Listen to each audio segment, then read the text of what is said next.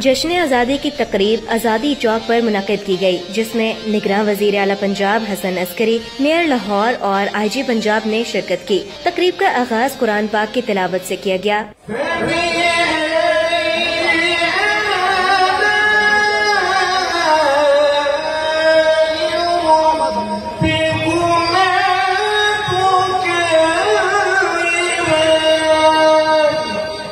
اور پھر پرچم کشائی کے بعد علامہ اقبال کے مزار پر حاضری دی گئی۔ بسم اللہ الرحمن الرحیم، قل هو اللہ احد اللہ الصمد لم یلد ولم یولد ولم یکن لہ کفوا احد۔ جہاں ملک و قوم کی فلاحی اور ترقی کے لیے دعا کی گئی، اس کے ساتھ ساتھ گارڈ آف آنر بھی دیا گیا۔ تقریب کا باقاعدہ آغاز کرتے ہوئے بچوں نے ملی نغمے گائے۔